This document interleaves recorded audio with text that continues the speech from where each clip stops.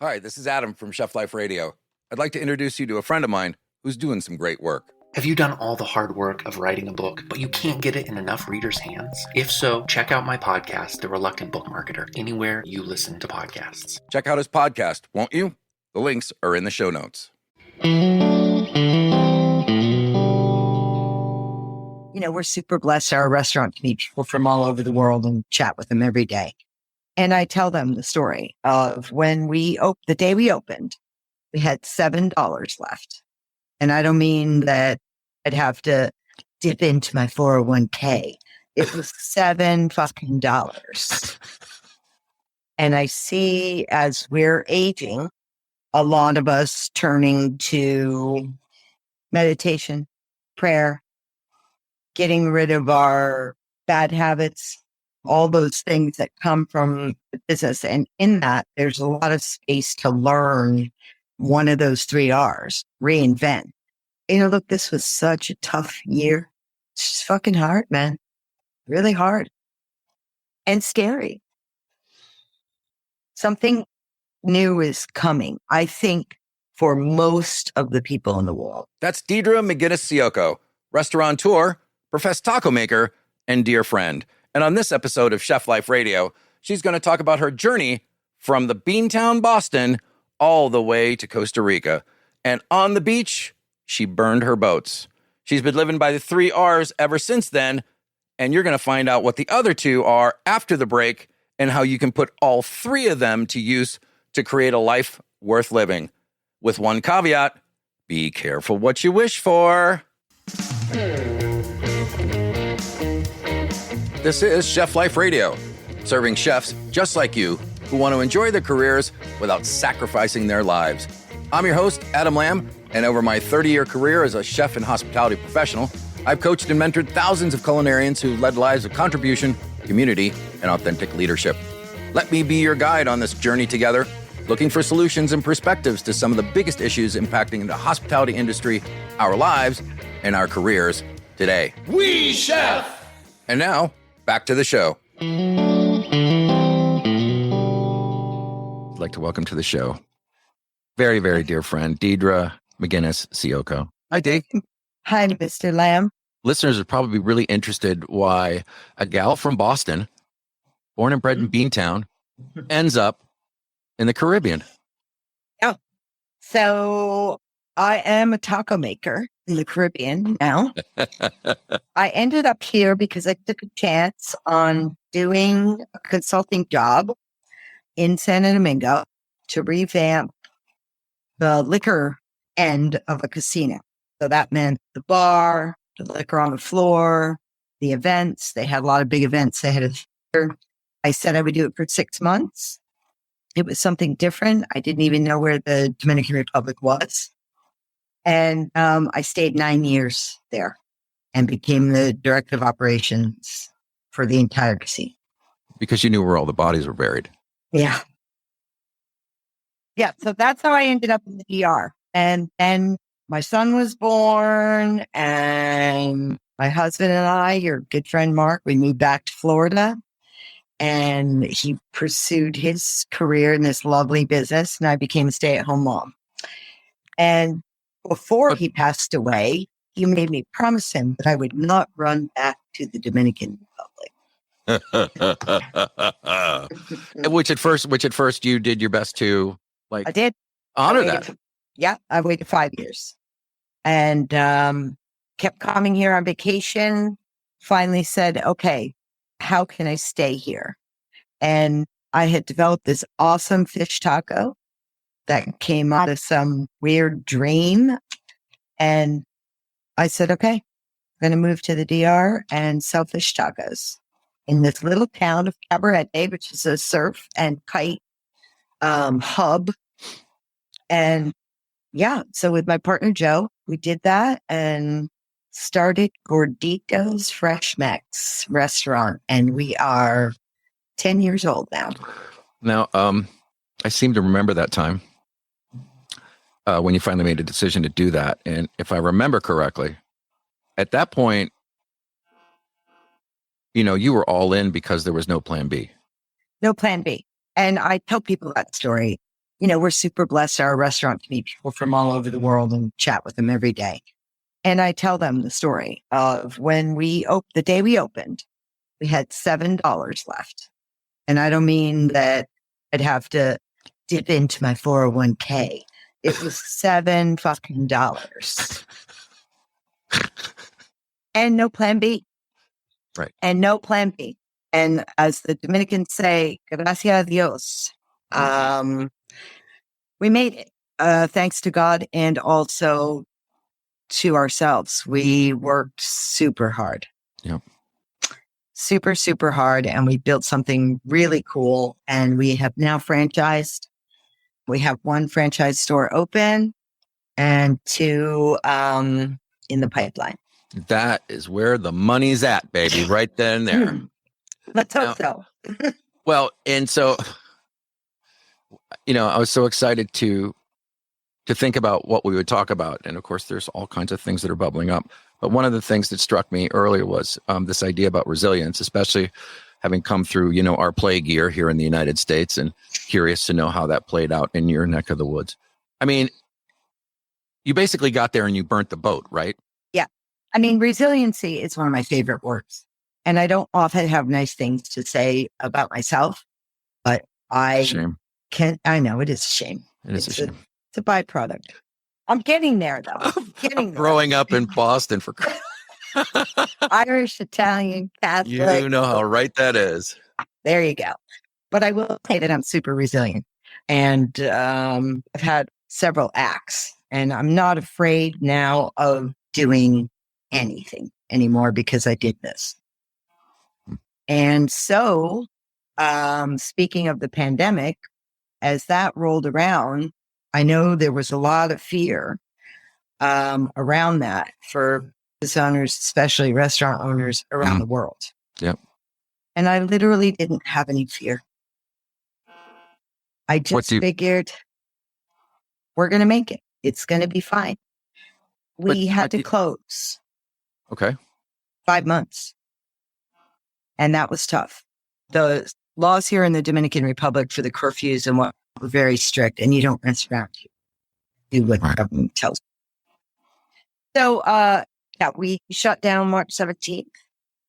And I thought at that time, it's just going to be a couple weeks, maybe a month. Right. It's all going to blow over. Yeah.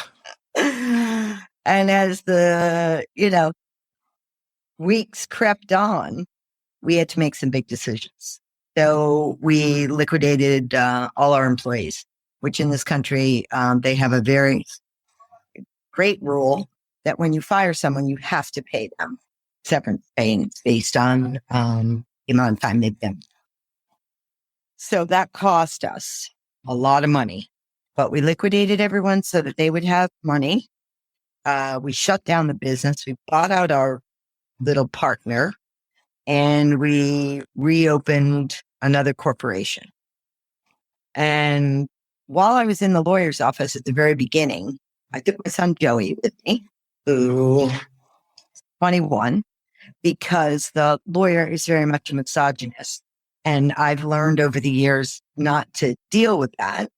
I just know that he's not listening to me, even though I'm the brains. Got it. So I always bring a man with me, and my partner wasn't here. So I brought my son, and, it's a very, beautiful lawyer's office, all the bells and whistles.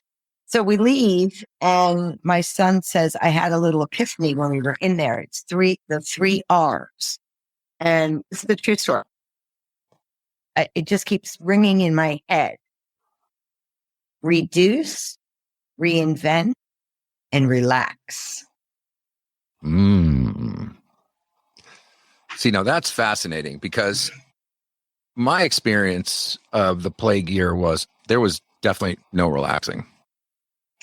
I mean, don't get me wrong. I was always continually trying to find my center, even if it meant the first thing I did, or in the midst of the day, I'd shut my door and I had a little sign that says meditating, just 20 minutes. I got to have 20 minutes. I got to get centered or everything else is going to go to shit. But when you're dealing with 600, basically 700 souls, that you're responsible for to keep safe, albeit everybody's responsible for their own safety. But I took it on like, how should I say? There were 4 times when I was standing next to somebody who within the next week tested positive, and I would come home and I would tell Jennifer, and I would go upstairs and I would spend a week upstairs and not be near her, because I just, in the not knowing, you want to take every possible precaution. And I spoke to a lot of people and emailed people and saw exchanges on Facebook and some hashtag chef groups. And, there was a lot of pain and angst and uncertainty and people questioning what the fuck. And there was a part of me that was really glad that it was happening. Because as the entire world slowed down, nobody could run away from themselves. Well, that's an excellent point. And I say, in my pandemic year, my pandemic in paradise, it was the first time, having been in this business since I'm 14 years old and coming up on 60 now, 60 years in the business? Good God, you look good for 90. But I've been doing this since I was 14 in one way or another. Right. And I've never had any time off. And certainly this, I think, was the key, unique situation that some of us were in, who didn't end up having to be frontline workers like yourself. Time off without an expectation that you're supposed to be doing something. Right. There's nowhere for you to go. Right. Yeah. So that's how I think that really ties in.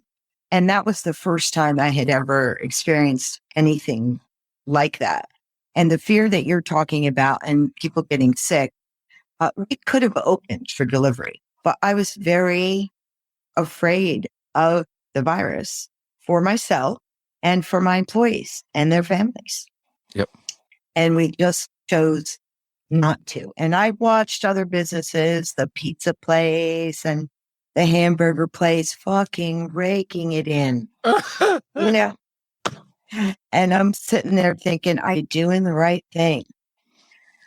But it was the right thing for us. It was. And I do say that with the utmost respect for the people that weren't able to do that did make money during that time. People who lost someone close to them or employees. I mean, I wasn't touched by that, but it was just massively affecting to our business. Yep. So there may be some people who have gone through the pandemic. Maybe they were socking away the government checks. Maybe they were being really smart and cobbling together a couple dollars. I've heard about that. Yeah. Someone we both know, who shall remain nameless, quit his job where he was almost 2 years away from being completely vested in a director of culinary position for a hotel company. And I got this phone call. I said, I quit my job, sold my shares, opening up a restaurant. Like, what? Like, aren't you too old for that shit? And then, of course, 3 weeks later, the pandemic hit. And somehow he's like held it together because he's just so damn stubborn. And so would you say, Deidra, that, like you weren't going to let anything get in the way of your failure, were you? Mm-mm. So if there were folks out there who've, now I'm not going to work for anybody else, I'm going to do my own thing, whatever that might be. If you could give them one piece of advice before they start on this journey, what would it be? I always start out with, be careful what you wish. That's a great intro. Listen, we've all stood on the line or behind a bar or in the dish pit thinking we wanted our own place, right? Yep. And thinking, look at those owners or that manager and all the money that they're making, or that they don't have the stress, or they're not sweating their balls off back here, dunking their hands in ice buckets to work the saute. It is really fucking hard. And here is the biggest piece of advice. all of those things that you learned from and did for another restaurant, whether you were in the corporate structure or single owner, working for a single owner, whatever, all of that stuff you learned and did for other people, that goes out the window when you open your own place. You think, I took my first inventory 3 weeks ago. 3 fucking weeks ago. Well, let's face it, you never had much in the shop anyway to inventory. But I Blow through. That's a big mistake that people make. I've seen it with some other friends of mine who live in their own places, and they've been, they have tons of experience. And yet you're in your own place and you're either too busy to do all that stuff, or you think you're going to remember it. Think you don't need it. That's number one. Don't do that to yourself. Treat it as if it was someone else's business, not your own. That's fascinating. You'll be a lot more careful with it if you do. Right. Number two is don't become your business. Because if you ever want to get out, you're not going to be able to, because people believe the business is you. Right. Exactly. All the personality. Yeah. Don't become your business. We were there every day, every hour. Joe's outside chatting to people. Yeah. You're on the line making stuff, and you're like, where the hell is he? He's doing his thing. He's the social butterfly. Yeah.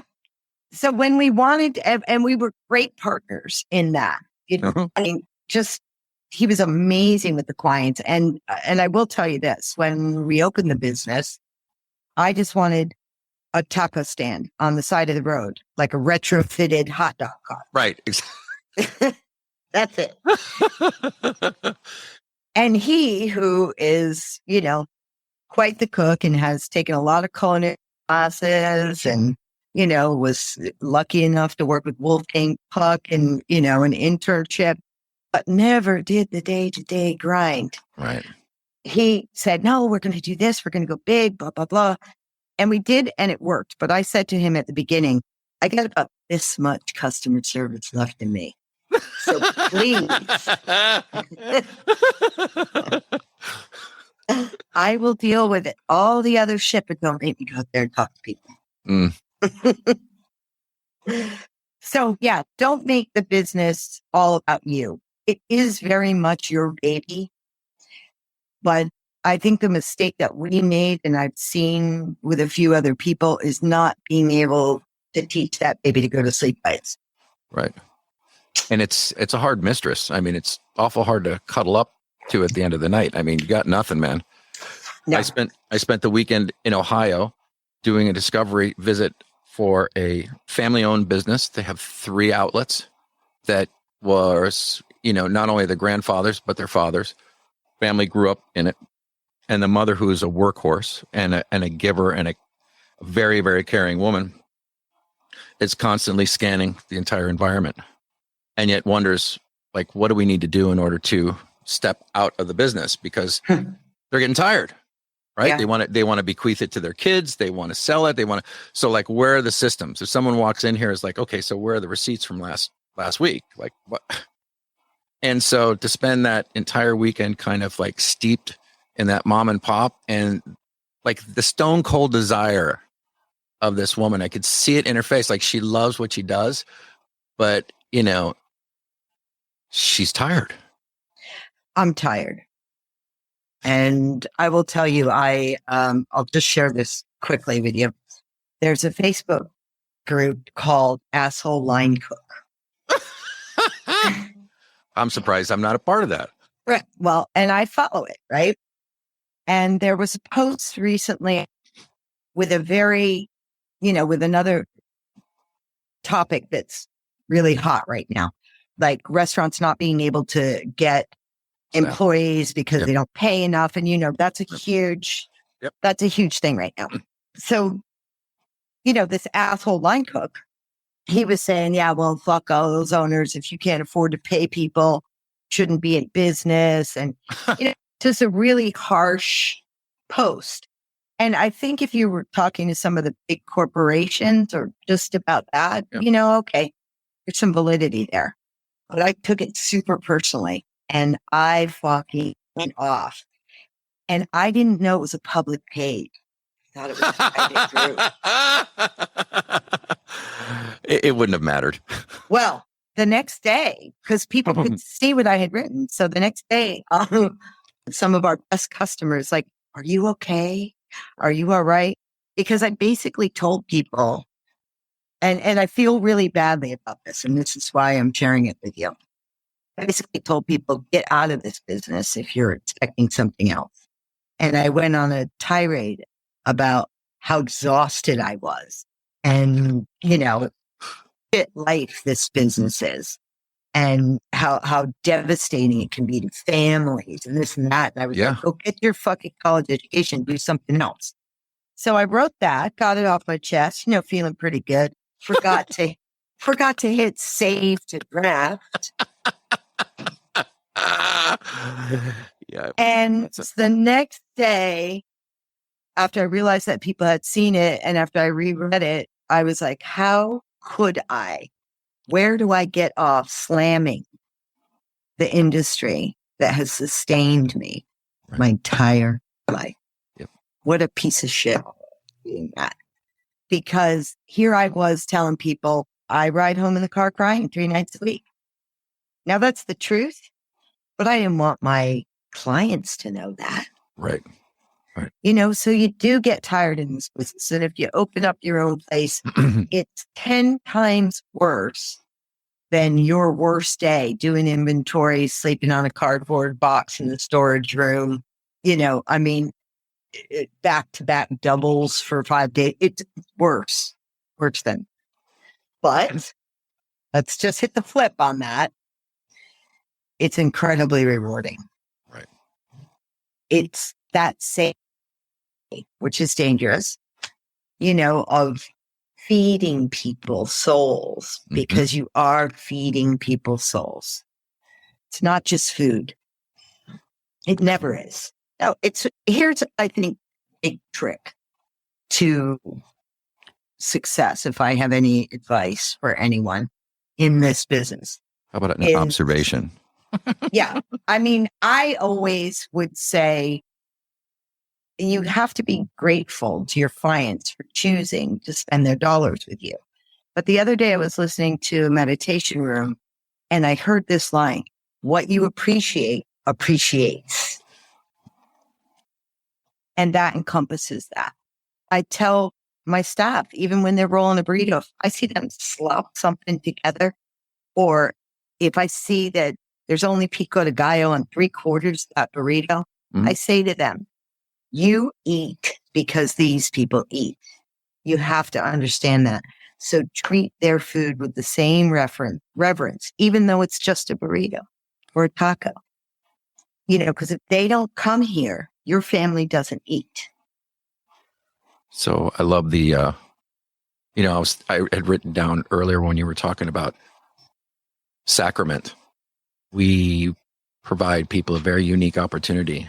And there is absolutely scientific evidence at the quantum scale that, somebody who's pissed off making food, someone takes that into their body. Just go to McDonald's. Technically calories, but nobody feels nourished Good. after that. It's a different story when you have somebody who's maybe not painstakingly, but at least being present to what they're doing in the moment because they know, like, they're going to put that thing in their mouth that you just had in your hands. It reminds me of the movie Vanilla Sky. If anybody's ever seen that movie, there's a reference with Cameron Diaz in the car right before she crashes it and crushes Tom Cruise's head. But anyway, look it up. It's fantastic. Your husband said something very, very pertinent to me. He was watching me from the server area as I was working the pass. And it was such a busy place that there were actually 2 of us working cold and hot, expediting plates and building trays and boosting the fuck out. And I was pulling somebody through the line, through the window, because I needed what I got. And it's like, need it right now. Yeah. And he's like, hey, come here for a second. He pulls me around the corner and he says, what are you doing? I'm like, I'm doing my job. Leading the team, getting the food out of the window. He's like, listen, at the end of the day, it's just some brown stuff on a plate that someone's going to eat and they're going to forget about in 6 hours. We're not curing fucking cancer here. And I felt so shamed. And of course, he was several years younger than I, but he towered over me. And I remember feeling like being in front of my dad. And I'm like, okay. And then as I turned around, he grabbed me by the arm and he said, but don't fuck it up. Yeah. No, look, and he had that innate ability, and I have it as well, to remain calm and cool and collected in those circumstances. I didn't have that. And I'm really sorry about that. And a couple of times I slipped up. I slipped up a few weeks ago. I didn't like the way my staff had put away the fish. Mm-hmm.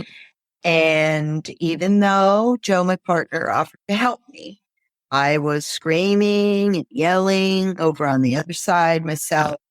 I lift up 100-pound box of fish. I wrench back. The fish juice is all over me. And I can't get up off the floor. That's great. Yeah. In there. And I said, listen, that's it. Why am I doing this? And he was pissed off at me because I was hurt. I was down. And he was pissed. And he had the right to be. Because why are you acting like a bitch? Why are you acting like it has to be done? You know, what else did Mark used to say? It's only popcorn, he used to tell me. It's only popcorn. Listening to you, it struck me because of something else I once heard from Jennifer, which is like, it's like drinking poison and wishing someone else was going to die. Yep. But ultimately what ends up happening is you drink so much of it, or you eat your stress so much that it manifests a physical ailment, and your mind is that fucking powerful that you can create that in your body to such a point where your liver's breaking down, your bones are breaking down. Mm-hmm. I don't know how many chefs and cooks out there have waist problems and hip problems and ankle problems, and no amount of compression socks are going to bring that away. And yet to be able to shift your perspective in the midst of it, that is so hard, man. But that is work that is so worth it. Pause, breathe, and reflect.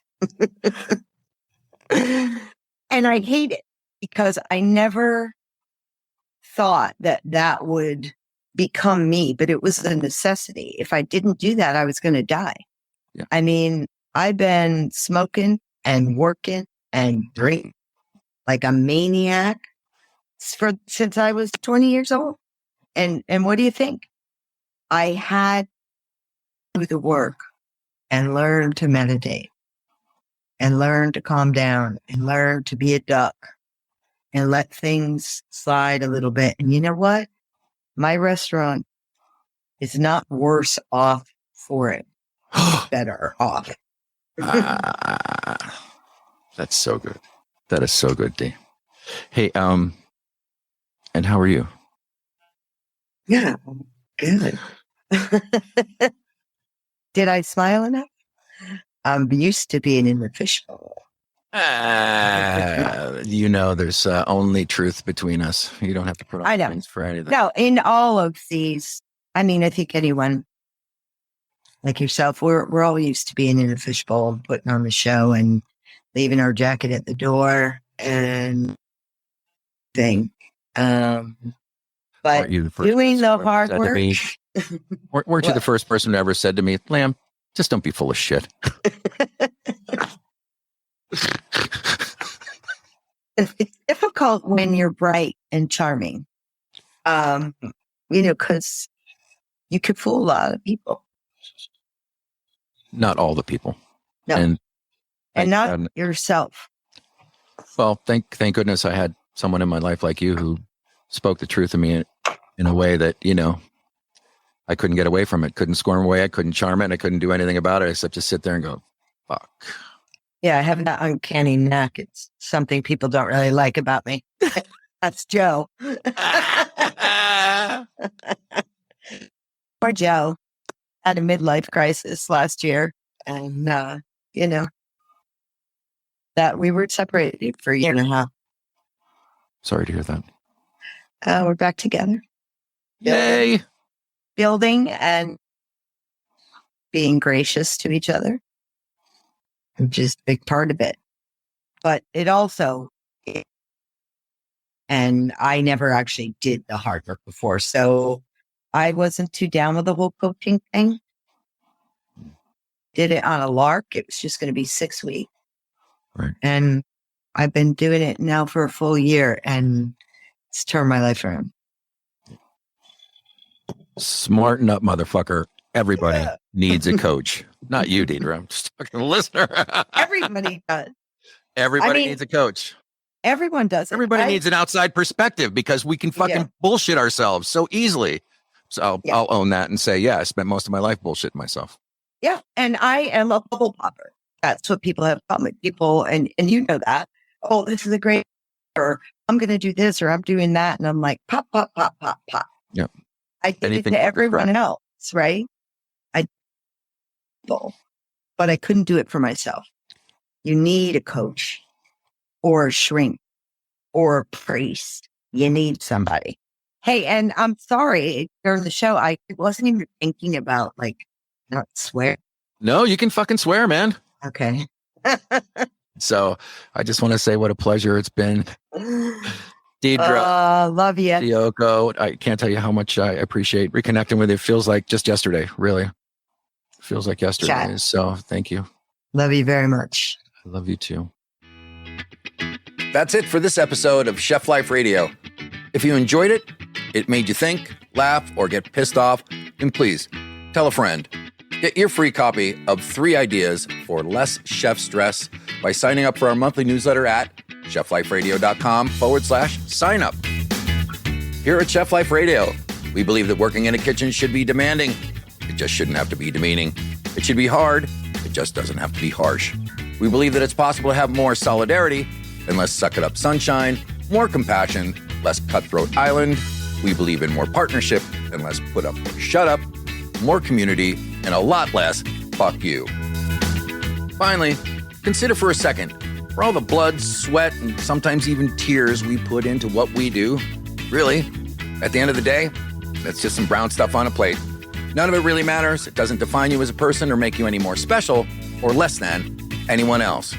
It's just a dance we're engaged in, so we might as well laugh and enjoy every bit of it, even the crappy parts, while we're doing it. Or didn't you know that the purpose of your life should be to enjoy it? Like it, Hefe. I fucking love it. I am humble. Goddamn Glory Boxwell don't live on now. Follow us at Facebook.com, Chef Life Radio, Twitter at Chef Life Radio, on Instagram at Chef Life Radio, and check out our website, chefliferadio.com. Oh, yes, Chef. Stand tall and frosty, brothers and sisters. Until next time, be well and do good. Leave the light on, honey. I'm coming home late. This show was produced, recorded, and edited by me, Adam Lamb, at the Dish Pit Studios in Bartow, North Carolina. This has been a production of Realignment Media.